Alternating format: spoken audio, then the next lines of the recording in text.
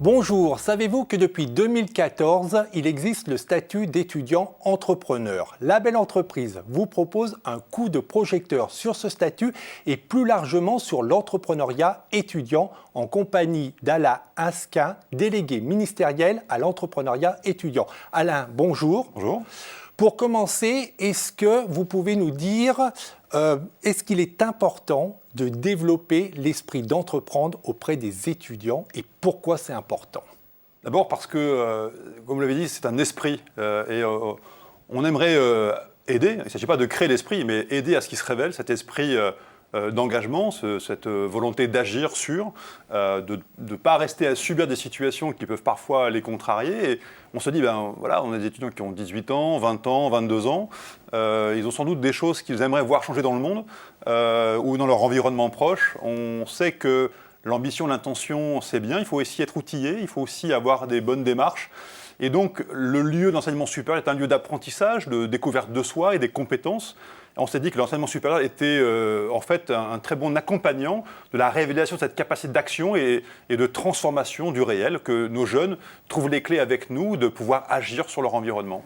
Et en sachant que cet esprit d'entreprendre est entendu au sens large et que ça ne veut pas dire uniquement créer une entreprise ou une start-up. Évidemment, entreprendre et pas d'entreprise, où on ne parle pas seulement de création, on parle d'esprit, donc de posture, et l'entrepreneuriat, l'esprit d'entreprendre, est une volonté de transformation malgré l'adversité, dans un contexte où on ne maîtrise pas tout. C'est ça un entrepreneur, c'est quelqu'un qui est capable d'agir, alors sans savoir s'il a totalement les compétences pour réussir, mais ça n'empêche pas d'agir pour apprendre. Donc, il ne faut pas savoir pour faire, il faut aussi faire pour comprendre, agir, se lancer et puis accepter que tout n'est pas maîtrisé, il y a une forme d'incertitude.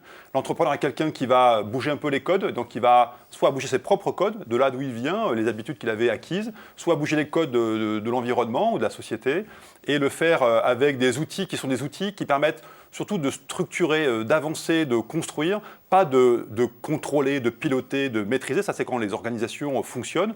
Un entrepreneur est un fabricant, c'est un défricheur. Donc cet esprit d'entreprendre, ça peut concerner la création d'une activité culturelle audacieuse, inédite. Ça peut être la création d'une association pour agir sur la fracture sociale dans un quartier d'où on vient. On en a marre de voir des jeunes dans notre quartier ne pas pouvoir accéder à des ressources. Eh bien, on s'engage et on le fait avec tout son cœur. Et il faut aussi un peu de compétences et d'outils. On est là pour l'aider. Et puis, parfois, des projets se transforment en création d'activités. Ça peut être d'entreprises nouvelles, mais parfois, n'oublions pas, on peut avoir des jeunes qui s'engagent auprès de dirigeants d'entreprises, de PME, pour aider un dirigeant d'entreprise qui a une intuition sur un produit nouveau ou un projet nouveau, à avoir un jeune qui va l'aider à l'élaborer, à le concevoir. Et si ce projet-là est faisable, si l'opportunité est qualifiée, ce jeune peut devenir un bras droit d'un patron de PME qui va créer une activité nouvelle. Ce qui est vrai pour les PME, mais aussi vrai pour les groupes, puisque de plus en plus de groupes s'intéressent au profil des jeunes qui ont eu à entreprendre dans leur cursus d'études. Et ils se disent, ces gens-là ont à la fois un métier et une posture entrepreneuriale. Donc c'est vraiment fondamental qu'on aide ces jeunes à être plus entreprenants. Je n'ai pas dit que entrepreneurs, que entreprenants dans leur parcours d'études. Et alors, est-ce qu'être entreprenant, l'esprit d'entreprendre, c'est ce qu'on appelle aussi une compétence douce, une soft skill? Et justement, si on ne crée pas son entreprise derrière, c'est pas grave, on a acquis une compétence et on sera plus facilement, entre guillemets, insérable sur le marché professionnel. Alors, c'est ça qui est intéressant, c'est que l'esprit d'entreprendre va vous amener à agir, comme je l'évoquais tout à l'heure, à devoir transformer, construire, enrôler des acteurs autour de vous, trouver des ressources.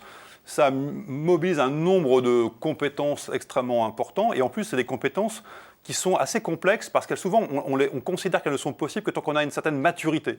Voilà, les négocier, pouvoir convaincre des financeurs, enrôler des gens dans un projet, on se dit, bon, il faut avoir un peu bourlingué, avoir une expérience de la vie pour pouvoir parler aux gens, les enrôler. Et en fait, on se rend compte que, mais pas du tout, ça c'est l'ancien monde qui parle comme ça, et que souvent dans l'enthousiasme, dans le pétillement des yeux, dans la conviction chevillée au corps que quelqu'un va avoir, vous avez des facteurs d'enrôlement qui sont essentiels. Évidemment, ce qu'il faut amener, c'est que cette aptitude-là, elle soit un peu structurée, qu'elle soit pensée par le jeune qui la met en œuvre. Il va la découvrir en la faisant, hein. Il va se découvrir manager. Il ne dit pas « Ah, est-ce que je suis manager ? Ou est-ce que je suis capable de monter un plan d'affaires ?» Non, il va dire « C'est quoi un plan d'affaires ? Ça sert à qui ? Ça sert à quoi ?» Bon, je commence par le haut de la pile et je travaille le sujet. En plus, dans nos démarches, ils sont accompagnés par un tas de gens qui vont les aider à, non pas à les conseiller, ce serait une erreur majeure, on ne conseille pas un jeune entrepreneur ou un jeune entreprenant, on l'aide à faire cette démarche, parfois à démystifier la complexité des choses. On se dit non, avançons, et en avançant, tu auras des problèmes devant toi, je vais t'aider à les résoudre. Je ne te dirai pas quoi faire, mais je vais t'aider dans la méthode. Et donc finalement, ce compagnonnage-là est très précieux. Donc ces jeunes qui veulent s'engager vont développer des compétences, ils seront accompagnés dans la découverte de ces compétences-là. Et puis, si le projet dont on parle n'aboutit pas, il en reste quelque chose. En gros, engagez-vous, il en restera quelque chose qui sera effectivement extrêmement apprécié par les gens qui vous regarderont, qui voudront vous recruter, qui se diront, mais voilà, on a quelqu'un qui à la fois été très bien formé et qui en plus s'est engagé, il a eu une audace, et en plus, il a des codes, il comprend la complexité de mon métier. Et donc, c'est quelqu'un d'intéressant parce que je peux arriver non pas sur le court terme, mais sur son évolution. C'est quelqu'un avec qui je vais pouvoir construire une histoire. Et quand un entrepreneur ou quelqu'un qui est entreprenant et quelqu'un avec qui on peut construire des histoires. Parmi les outils pour accompagner ces entreprenants, il y a le statut d'étudiant entrepreneur. Quels sont les avantages de ce statut ? Alors, le premier avantage, il est essentiel, c'est qu'on reconnaît. On reconnaît dans l'enseignement supérieur l'importance de l'engagement entreprenant d'un étudiant. Il peut créer une association, une démarche culturelle, ça peut être un projet de création d'activités d'entreprise.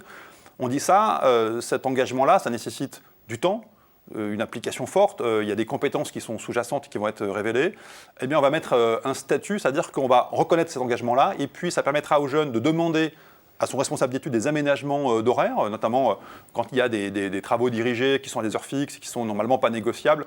On a une bienveillance pour permettre à ce jeune de changer d'horaire parce que à ces horaires-là, en général, c'est là où il peut rencontrer des partenaires et donc il aurait besoin qu'on lui libère ses créneaux.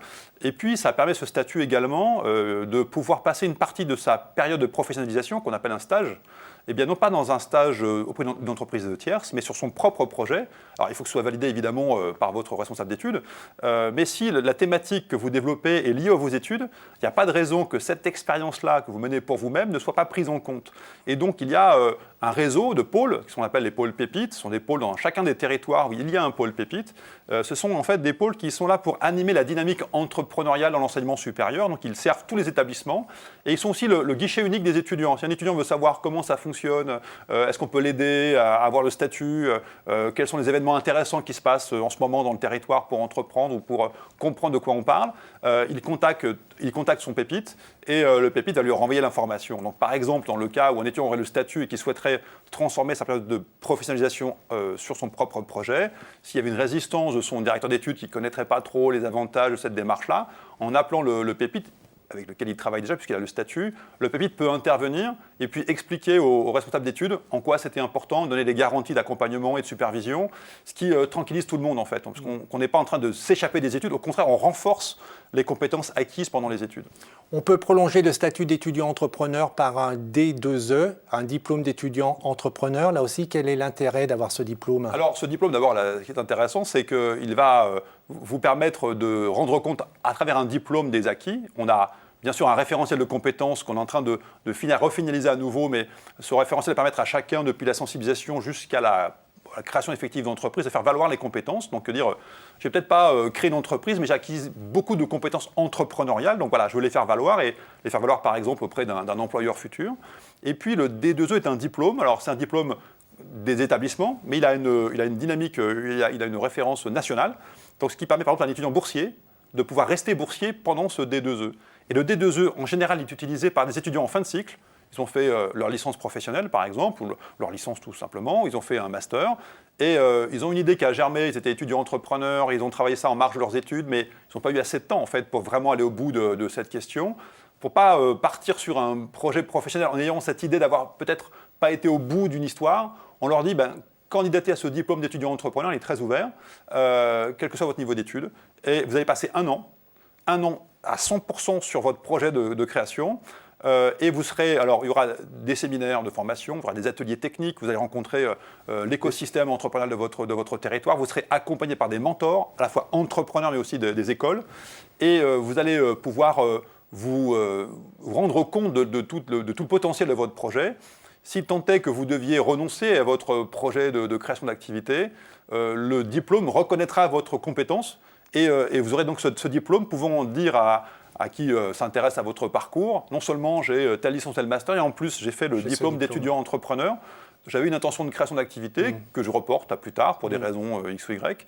Mais en même temps, je fais valoir ces compétences-là. Et comme c'est fait par l'enseignement supérieur et que c'est sérieux, c'est des garanties importantes qu'on donne, c'est aussi intéressant par rapport aux familles parce que le statut et le D2E permettent de dire aux parents qui ont peut-être soutenu parfois difficilement économiquement le parcours d'études de leurs enfants, de leur dire au bout des études, ce serait bien que tu ailles en emploi, travailler, gagner ta vie. Et si un jeune dit non, j'ai passé 1 an sur un projet de création, ça peut inquiéter, ça peut déconcerter un peu. Et là on dit non, l'enseignement supérieur reconnaît la valeur de ce programme, c'est un diplôme et ça augmente encore la qualité d'insertion professionnelle de votre enfant. Et donc c'est un très bon choix en fait de faire ce parcours de D2E. Et en même temps, je crois que ça donne une assurance, ça donne aussi une confiance en soi. C'est une des clés du parcours entrepreneurial, c'est la confiance en soi. Vous avez été chargé par le gouvernement de développer l'entrepreneuriat étudiant, mais au sens large, pas uniquement créer son entreprise. Alors, quelles sont les actions que vous comptez mettre en place pour développer cet entrepreneuriat étudiant ? Alors, je travaille pour Mme Frédérique Vidal, qui est la ministre de l'Enseignement supérieur, de la Recherche et de l'Innovation, qui m'a proposé une démarche très ambitieuse. Sa politique est très ambitieuse parce qu'elle veut qu'on aille au-delà de la seule création d'entreprise, qu'on passe à l'échelle et qu'on aille vraiment se servir, non pas de la formation à l'entrepreneuriat, mais par l'entrepreneuriat. On se sert de l'entrepreneuriat comme étant une manière de se révéler, de trouver des nouvelles compétences. Et donc, on va adresser vraiment tous les publics. Comme j'évoquais tout à l'heure, il faut absolument qu'on aille chercher, y compris ceux qui n'y pensaient même pas. Et par exemple, on aimerait que dès l'arrivée dans l'université ou dans l'école, on accueille les étudiants dans des temps où on réfléchit sur les parcours d'études, les parcours professionnels, sur la posture, sur l'esprit d'entreprendre. Donc que très très tôt, on dit ça fait partie du jeu, ça fait partie de votre parcours d'études. Intéressez-vous à ces dynamiques-là, on peut vous faire rencontrer un tas de gens, donc ça joue sur l'isolement de l'étudiant. Parfois, quand il arrive dans l'enseignement supérieur, c'est parfois impressionnant.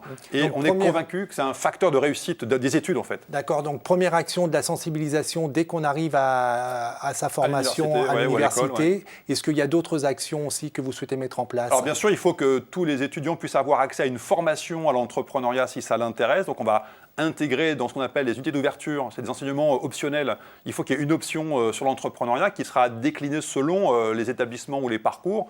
On peut imaginer une option sur entrepreneuriat culturel, on peut avoir une approche sur l'entrepreneuriat d'innovation, enfin on peut avoir pas mal de propositions. Et puis ce qu'on souhaite évidemment, c'est que c'est déjà pas mal le cas, mais dans beaucoup d'établissements, il y ait des lieux d'entrepreneuriat. On parle de lieux totems, c'est-à-dire des lieux où on se retrouve entre étudiants qui avons des projets, alors tous très différents, mais justement parce qu'ils sont différents, ils vont s'enrichir. Et j'ai des dizaines d'histoires à vous raconter d'entraide entre projets. Et en fait, une bonne partie de l'accompagnement est fait entre jeunes, entre étudiants. Et ça, c'est vraiment la très très bonne nouvelle. Ça crée du lien étudiant. Donc nous, on crée des lieux emblématiques qui sont vraiment très repérés et qui font partie maintenant de la vie des campus. Donc ça participe aussi à la vie des campus. Et puis, on va aussi de plus en plus connecter les étudiants avec pas mal d'initiatives des territoires. Il se passe beaucoup de choses en entrepreneuriat.